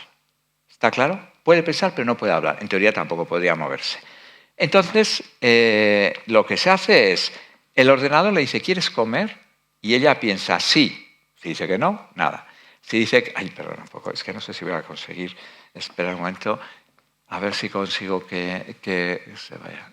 Aquí. No sé si voy a conseguir, espera, tendría que ser, si le doy, a ver. Es una pena, a ver. Sí, aquí tiene que verse. Sí, ya está, perdona. Ya está, sí, es que es el problema mío que no lo he integrado bien. Mira, entonces se le ofrecen 4 posibilidades de comida. ¿Quieres primer plato? Piensa sí o no. Dice que sí, y entonces esta máquina, que es muy mala, este es un robot hecho, no costaba ni 100 pounds, o sea, nada. Coge la cuchara, coge y le da de comer. Pero la persona piensa, ¿quieres más? Y si dice que sí, se repite. ¿Quieres beber? ¿Sí o no? Una cosa, si movéis 1 centímetro la cuchara, no la coge el robot. O sea, aquí estamos en otro problema. El problema es lo que piensa y que la máquina actúe. ¿Está claro? Bueno, pues cuando salió esto publicado, empezamos a recibir correos diciendo, tengo un hermano, un sobrino, un padre con Alzheimer. No, la persona tiene que ser capaz de comunicarse. Cuando preguntamos, yo pregunté, ¿de dónde sale el dinero para todas estas reuniones? Pues ocurrió que es cuando nos dijeron, es una empresa alemana de telefonía, quien está intentando encender y apagar el teléfono con la mente. Pero esto vale para todo el mundo. Ahora vamos a hacer el experimento para una sola persona. Ya se ha conseguido que con un ordenador y una sola persona logre escribir 14 letras en 1 minuto. ¿Y eso es importante? Pues aquí viene el otro experimento, que está hecho en la Universidad de Essex, en el Reino Unido, con nosotros. Esta persona le ha dado un ictus y cogemos un exoesqueleto, un guante, muy barato, 50 o 60 pounds, no más. Se conecta al electroencefalograma, la persona piensa mueve la mano como si fueses a utilizar un mando a distancia.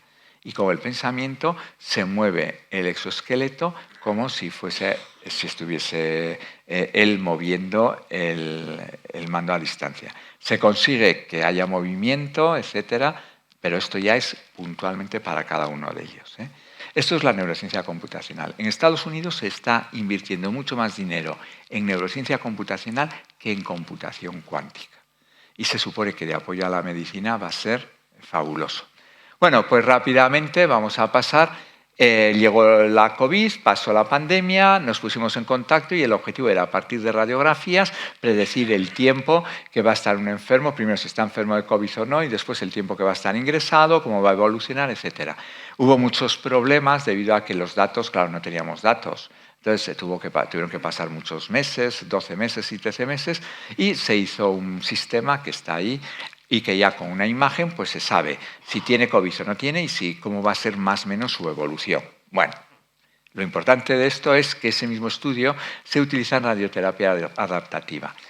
Ahora estos aparatos que valen 10 millones de euros, y ya empieza a haber varios en España, creo que hay 2 o 3 y en Europa bastantes, lo que se hace es, con el mismo método pero en imágenes 3D, esta persona tiene un tumor, se le hace hoy una imagen en 3D del tumor. Y dentro de 3 días, son además 3 días, curiosamente, se repite el experimento y se ve cómo ha evolucionado. Se está entrenando a la máquina para que, según como digan los médicos, según la evolución, se le cambie de medicación, se aumente la radio, se quite la radio, etcétera, etcétera. Es decir, que la medicación esté condicionada por la evolución del tumor. Eso es lo que se está haciendo. Es el mismo método. Esto nace precisamente de las radiografías del COVID. Lo que pasa es que aquí se hace en 3 dimensiones. Esto es la bomba. Las máquinas se hacen en Holanda. Europa estaban a distribuir en todos los sitios, pero las máquinas están sin entrenar. Y ahora la colaboración con los médicos es cómo entrenamos. Se meten pacientes, firman todo lo que tienen que firmar para ver la evolución del tumor. Esto es consecuencia, insisto, de los estudios que se hicieron en la COVID. Y vamos a ver ya, antes de terminar, hablar de problemas importantes. Para mí, no he hablado nada de industria porque paso. O sea, los de industria vienen y lo aplican y ganan, ya está. Y cómo se hacen las alas deltas de los aviones, que se hacían en Pamplona, con sistemas inteligentes. De repente trabajaban, mirar, era un proyecto, además allí intervenimos nosotros. Se ponían 8 personas en cada lado del ala del avión y un robot que va poniendo tiras de carbono, de fibra de carbono, de 2 centímetros. Claro, había que estar controlando que no se solaparan y que no hubiese huecos. Entonces había 8 personas, fijaos qué trabajo, más aburrido. O sea, todo esto quita trabajos repetitivos. Entonces, 8 personas controlando todo eso. En cuanto había un salto, paraban, etcétera, y paraban. Ahora esto automáticamente en la industria, el propio sistema para y lo corrige, porque con imagen está entrenado que ha habido un error. Y ya está. 8 personas, 16 personas que no hacen un trabajo tan horrible como ese. Pero bueno, en industria podríamos estar hablando mucho, coches autónomos, pero no he querido entrar en eso. Pero problemas que tenemos, pues mirar, todos estos sistemas aprenden de datos. Y como he dicho antes, utilizan tal cantidad de datos. Si yo cojo todos los libros que hay escritos en las bibliotecas europeas, que es así, pues hay sesgos, claro que hay sesgos. Nadie ha borrado los libros de la época nazi, y además que no los quiten. Nadie ha borrado libros de, yo qué sé, de homófobos o... ¿Me entendéis? Entonces, cogen sesgos. Para evitar esos sesgos tendríamos que dedicar tanto tiempo preprocesando los datos que ninguna de las compañías que manejan todo esto están dispuestos. Entonces, utilizan ya datos con sesgos. Y el resultado, ¿por qué no puede tener sesgos? Pues seguro que tiene. Si nos damos cuenta que se ha equivocado y en lugar de decirme cojo un paraguas, me dice que coja, yo qué sé, una pelota, pero claro, eso es una tontería. El problema es cuando yo no me doy cuenta que me están metiendo resultados que tienen sesgos. Que además de esos resultados que hace la propia máquina, aprende también ella. Luego los sesgos van aumentando. Y además, como manejamos lo que llamamos lenguajes masivos de datos, hay un momento en que ni los investigadores sabemos qué pasa con todos esos datos, cómo controla la máquina el trabajo de esos datos, cómo controla el cálculo de los pesos. No se sabe. Solución. Los sesgos existen y hay que tener mucho cuidado. Con personas, bueno, pues yo puedo admitir que haya personas que sean de una ideología, aunque sea la opuesta a la mía, pero se ve claramente. Pero la máquina a veces no me lo dice. Y yo lo asumo como verdad. Entonces los sesgos es difíciles de encontrar, difíciles de evitar y además aprenden de los propios sesgos, porque no sabemos que hay sesgos. Otro problema, ¿de quién son los datos? A ver, por favor, si queréis hablamos de Elon Musk, etcétera, etcétera, que manda los satélites, se ponen a andar por todos los espacios aéreos y nadie le dice nada. Como es americano y rico, nadie le dice nada. Pero ¿de quién son los datos? A ver, ¿los datos son míos, que yo los he generado? ¿Los datos son de la máquina, donde los he guardado? ¿Los datos son del Estado? En Europa quieren que los datos sean míos. En Estados Unidos que sean de la máquina. Y en China que sean del Estado. Pero es que están utilizando mis datos. Pero no solamente eso. Es que luego con lo que obtienen de mis datos lo venden. ¿Pero de qué estamos hablando? ¿De qué está eso? Europa se propuso hacer una legislación seria sobre los datos. Fue un proyecto que estábamos nosotros metidos. O sea, no sirvió de nada. Porque las empresas de Estados Unidos, por mucho que digan, van a lo suyo. Y en China también. Entonces, los datos que se utilizan son nuestros. Pero más aún, cuando yo me muera, mis datos digitales... A ver, qué bonito ejemplo el de la cerveza Cruzcampo y Lola Flores. Lola Flores generan su imagen con los datos que hay en la red. Y en ese momento ponen la voz de su hija, Lolita creo que es. A día de hoy no hace falta ni eso. Con el chat GPT ni eso. Pero a ver, ¿Lola Flores estaría dispuesta a eso? Yo no. ¿Me entendéis? Pero ¿de quién son esos datos? Y cuando yo me muera, por favor, ¿cómo borrar todos esos datos? Y ya no digo cuando se hacen fake news. O sea, aquí podemos generar, inventarnos lo que sea de una persona y hundirla en la miseria, aunque sea mentira. Demuestra que es mentira. Y queda. Entonces, el gran problema de los datos es impresionante. Estoy hablando de los problemas importantes. Cajas negras no explican nada. O sea, si yo quiero explicabilidad, tengo que meter tal inversión en investigación que no compensa. Las empresas lo que quieren, a mí me hace mucha gracia. Yo dimito ahora, entro... No, aquí lo que quiero son dividendos y cuanto más dinero, mejor. Pero por favor, vamos a hacer sistemas explicables. Sistemas que digan, he decidido que usted es un miserable por esto, esto y esto. Pero que sea verdad, que me diga el por qué. No, usted es un miserable. ¿Y con qué datos? O hay que operar, ¿vale? Son herramientas de apoyo, pero no explican nada. Y ya algo que la gente no habla, que es la inteligencia verde. ¿Pero esto qué supone? Ustedes saben que cada vez que mandan un WhatsApp con una foto, no con un vídeo, el consumo energético es el equivalente a 4 bombillas encendidas durante un día. Esto según un instituto alemán, Fraunhofer, que ha hecho estudios y estudios. Si mandamos un vídeo, no quiero ni decir. Hay una anécdota muy curiosa en Alemania. Se convoca una manifestación para protestar, creo que es así, para protestar sobre la tala de árboles, tal como me la comentaron. La verdad es que entendía muy mal lo que me comentaron. Sobre la tala de árboles en Brasil durante ese día. Se gastó más energía en la convocatoria entre la gente joven con el WhatsApp que lo que se había talado ese día de árboles. Quiero decir, esto es muy caro de mantener. ¿Por qué no podemos imitar el cerebro humano? Porque, claro, ahora ya están con 1 billón 1 billón de conexiones. 100 billones de conexiones, a día de hoy parece que no hay energía suficiente para mantenerlo. No quiere decir que no se esté estudiando la forma de reducir, que se está en el propio sistema que he dicho que se está haciendo en Estados Unidos, ya se están intentando hacer métodos que consuman menos energía.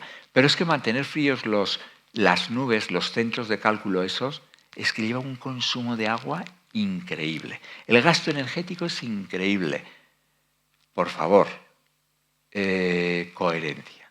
Hace poco estuve en una facultad de filosofía, un congreso de ontología, porque me pidieron hablar sobre este tipo de cosas. Podemos hablar filosóficamente lo que nos dé la gana, pero que sepáis que esto es un consumo energético que no lo puede soportar la humanidad. No lo puede soportar.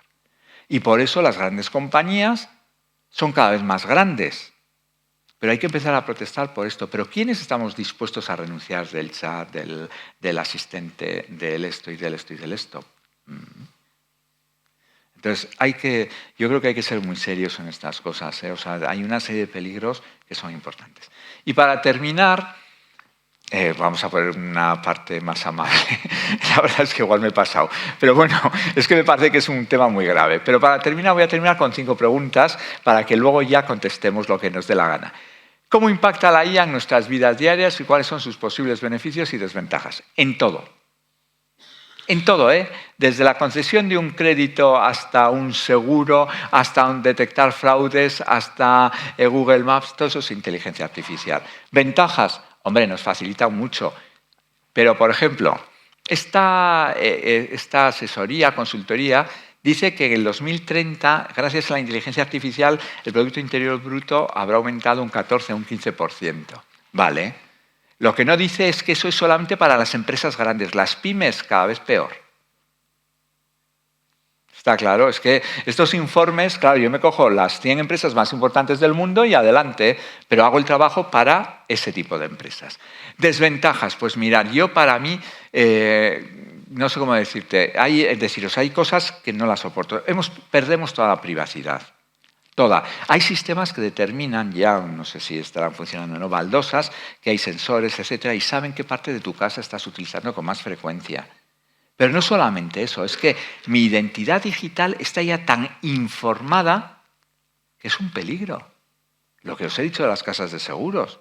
Tengo tanta información asociada a mí que a lo mejor nadie quiere asegurarme, ni para conducir un coche. Y además, es que, cuidado, utilizan mis datos y luego se los venden con los resultados a otras personas. Más preguntas. ¿La IA puede reemplazar la inteligencia humana? Pues mirad, no. Ya pueden decir misa y rosario. En todos los trabajos muy repetitivos, la IA va a facilitar la vida humana. En reconstruir guiones va a facilitar la vida humana, sino que les digan a los guionistas de Hollywood.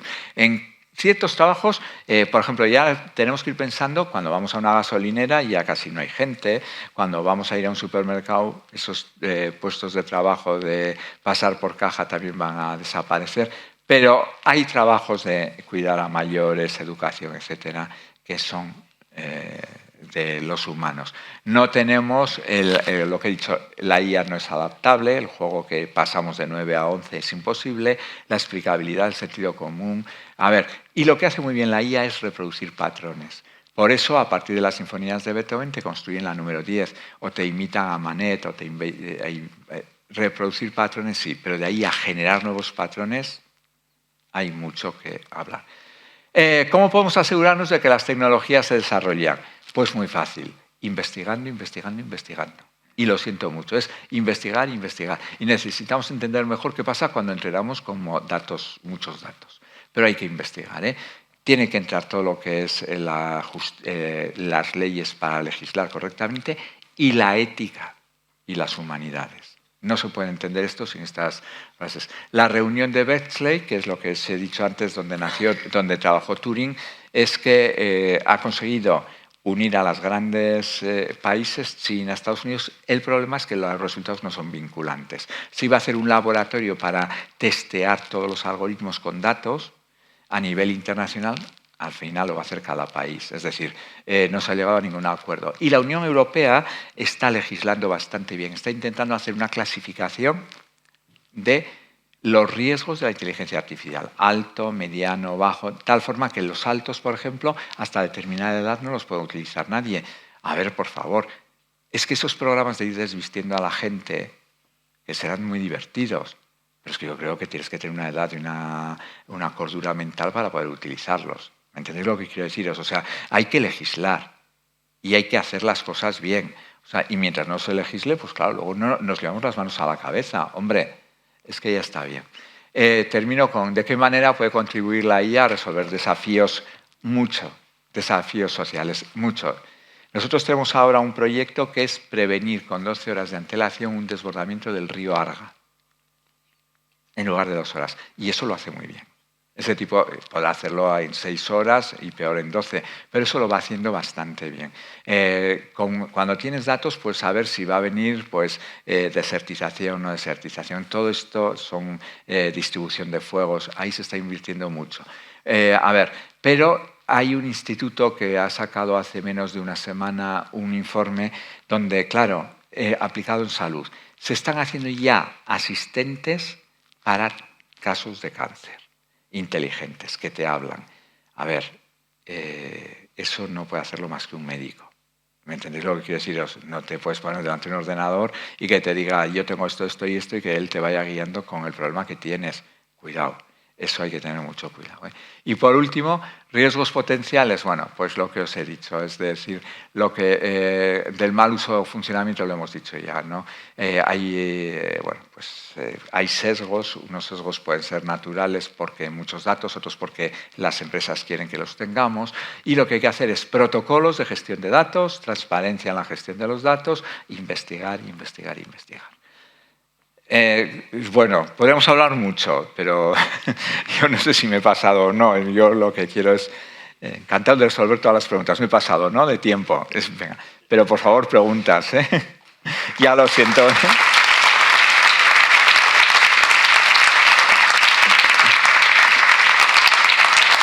A ver. Me he hecho yo las preguntas en lugar de dejarlas. A ver, por favor, creo que tenemos tiempo, ¿no? Por lo menos para algunas preguntas, sí. Venga, a ver, si tenéis alguna pregunta o no. A ver, entonces yo a usted no le acabo de ver optimista. ¿No?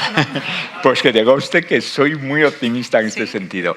No soy optimista porque creo que se está abusando de... a diferencia de lo que pasa con la energía o la física nuclear, se hace una teoría y luego se lleva al laboratorio y se experimenta. Aquí empezamos a manejar lenguajes de datos masivos, la bomba, sin saber cómo se funcionan a determinadas capas. Eso es muy peligroso. Entonces, yo lo que quiero es transmitir que hay herramientas, no he hablado para nada de las herramientas de detectar estados anímicos, etcétera, etcétera. Pues yo creo que Instagram, etcétera, son muy peligrosos porque no se borran los datos. O sea, yo puedo ir borrar, pero te puedo asegurar que lo recuperan. No he querido meter. Yo soy muy realista y creo que hay que legislar, pero en todo. Lo que pasa es que legislar es poner barreras al campo y decir, oiga, que usted no tiene edad suficiente para generar su cuenta de Instagram. Me puedo meter en ese torno. Yo soy pesimista no en cuanto a la ciencia, que hay que investigar, etcétera, pero sí en cuanto no hay legislación. Y el poder es de las grandes empresas y los grandes estados. Lo que pasa en China es terrible. China es un país muy curioso. Tiene cosas bastante de la Edad Media y luego tienen todo esto una revolución impresionante. Pero claro, lo están utilizando con, clasificar a la gente, tú por aquí, tú por allá, la vida totalmente ordenada, no te dejan salir, es muy terrible. Pero bueno, vamos a ser un poco optimistas. Vamos a pensar que vendrán los legisladores y lo harán, sin más.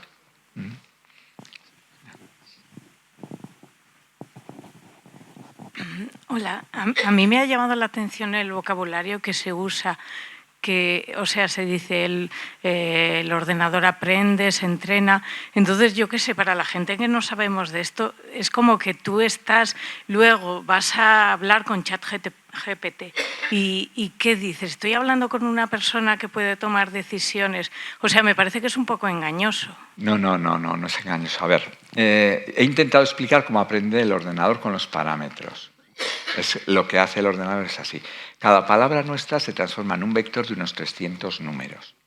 Y se maneja, imagínate, no solamente todas las palabras que existen en español, sino todas las posibles combinaciones de palabras que existen en español. Está lloviendo, voy a coger un paraguas. Está lloviendo, voy a coger un chubasquero. Está lloviendo, voy a coger un café. Está lloviendo, voy a coger zapatillas. Y de todas menos de la última, lo que hace es, ¿qué palabra tiene más probabilidad de todas estas? Pues analiza lo que has hecho, analiza dónde estás, si estás en un sitio que llueve mucho, chubasquero, paraguas, y determina cuál de ellas. Y al final maneja tal cantidad de información contextual que te acierta casi siempre. Es un problema de probabilidad. Entonces, ¿habla? Pues claro que habla. Lo que no habla es como nosotros. Simulamos el habla. A veces mete la pata, pues porque en esa teoría de probabilidades, el gran Hassabis que os he dicho, que el de las proteínas y demás, en el ChatGPT ha intervenido mucho en el tema de lo que llamamos transformers. De toda la secuencia de palabras que tú pones, estamos en un punto donde sabemos cuál es la de mayor atención. A ver, no está lloviendo, voy a coger un paraguas, no tiene sentido. Entonces, la más atención es no. O voy a comprar manzanas, no voy a comprar manzanas. Entonces, determinar cuál es, eso se llega por estadística de todas las posibles frases que tú puedes imaginarte en español, la que más te conviene en ese momento. Pero además analiza el contexto. El mecanismo de atención es, bueno, hay 5 posibilidades y te da la más probable. Lo mismo que la proteína. La proteína, con una secuencia de aminoácidos, no te da una, te da 5 posibles proteínas. Y te dice, yo creo que la más probable es esta. Pero realmente no habla el sistema. Insisto, el hablar en español es coger no solamente todo el diccionario de la Real Academia, sino todas las frases que puedes construir con el diccionario de la Real Academia. Todas, incluso equivocadas. Yo soy Humberto, que ponga Humberto soy yo. O soy Humberto yo. Eso es lo que hace. Considerar todas las posibles frases con todos esos 75.000 millones posibles de parámetros. No sé si te he contestado, ¿eh? O sea, va por ahí. No habla como nosotros. He dicho, construye frases que son formales, formalmente correctas, pero no tiene sentido común. Para nada, ¿eh? Ni hay causalidad. 5 cosas y te dice la siguiente es esta. No te lo dice, ¿eh? Es muy fácil decir, voy en el octavo en una carrera, adelanto al que va antes que yo, ¿en qué posición estoy?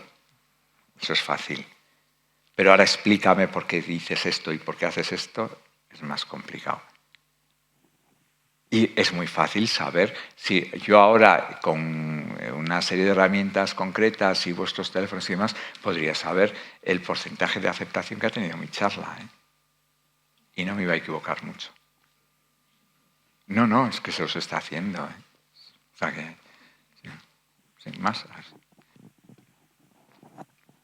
En el chat GPT, una misma persona, o sea, 2 personas distintas hacen la misma pregunta. ¿Cómo es la respuesta? Distinta. Pero no solamente eso, lograron, a ver, no sé si recordáis que cuando salió el 1 de diciembre el ChatGPT, hubo una serie de compañías que se opusieron, hubo una guerra entre hay que demorar la investigación, hay que parar 6 meses, todo eran intereses económicos, pero había una parte de verdad. En Italia lo prohibieron durante un tiempo y demás. En la primera versión del chat tenía lo que llamamos nosotros una memoria especial, que tú lo utilizas hoy y durante un año no lo utilizas, al año lo vuelves a utilizar y recuerda. Contextualiza a lo que hiciste antes. Eso se ha quitado. Por eso, la misma pregunta a personas distintas les da muchas veces resultados diferentes, porque recuerdan el contexto de esa persona. O sea, que se basa siempre en y con la persona. Y con la persona, Realmente sí, la sí, respuesta. eso es. Va a analizar muchísimos más datos según la persona que lo La primera vez que utilizas el chat GPT es una experiencia, las primeras veces, pero cuando ya llevas tiempo es totalmente distinto. Te lo puedo asegurar. Y después hay que distinguir. A ver, el chat GPT en general, el chat GPT luego tiene aplicaciones específicas con los drivers, etcétera. O sea, yo voy a hacer un chat GPT exclusivamente para este tema de la empresa de la Volkswagen. Y ahí se entrena exclusivamente para eso. Claro, eso ya es muy concreto. O sea, es que hay versiones del chat GPT adaptadas a distintas cosas. El chat GPT generalista utiliza nuestros datos, los de todo el mundo, y entonces, bueno, pues, a ver, te voy a poner un ejemplo que es muy curioso. Lo que pasa con el caso del COVID. Mirad, es que esto nos ha creado bastante, es lo que llamamos nosotros un lenguaje, un entrenamiento supervisado, pero desbalanceado. Primero, la anécdota era, pedimos durante un año entero los datos de los historiales del complejo hospitalario de Navarra y claro, los médicos lo pasaron muy mal. Hay que recordar lo que pasó entonces, que aquello, la gente, había cientos de personas en los pasillos. Entonces, no estaban allá para coger datos correctamente.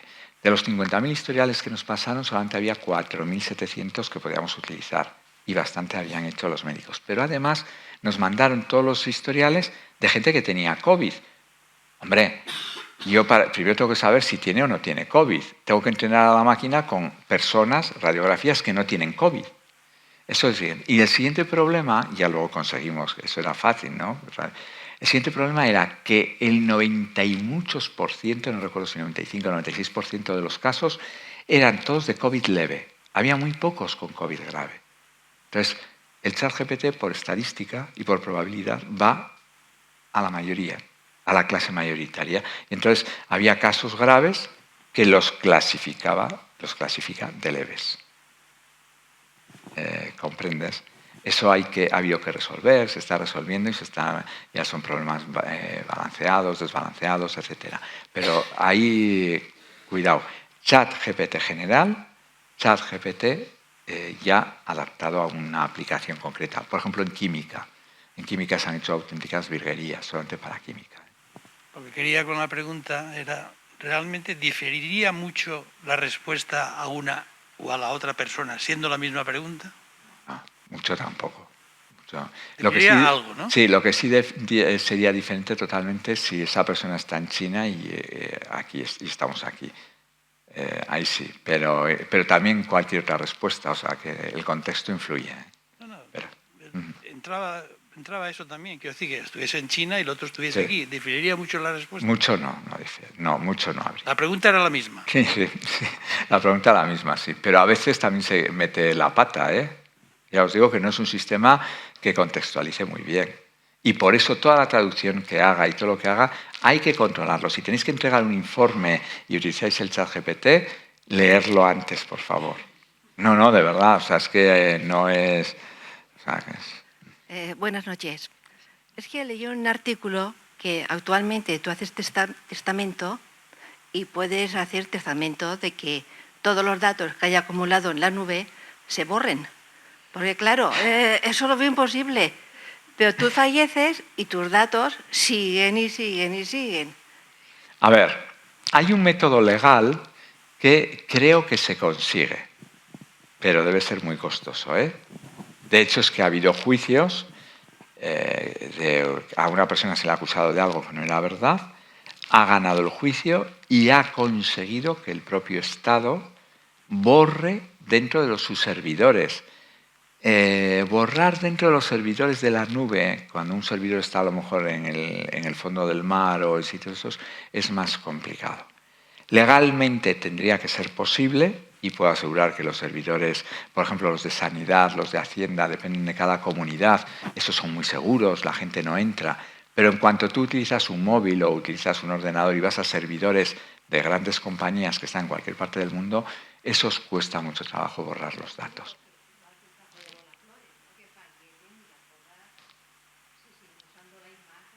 No, totalmente de acuerdo. Y además te puedo asegurar que, por desgracia, lo estoy viviendo en mis propias carnes. Te puedo asegurar que es muy difícil. Tú consigues la sentencia judicial y empiezas todo el tratamiento, insisto, todo lo que son servidores oficiales se borra. En cuanto sales fuera, no. Pero además, probablemente mis compañeros de seguridad informática y demás se callarán y mirarán para otro lado. No podemos decir ciertas cosas. Yo creo que todo lo que se borra se recupera.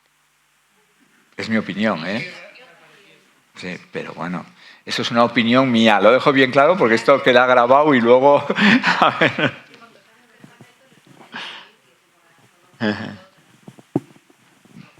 Pero no lo sé, sí. Muy bien, creo que ya es por hoy suficiente. Le damos las gracias al ponente. Gracias.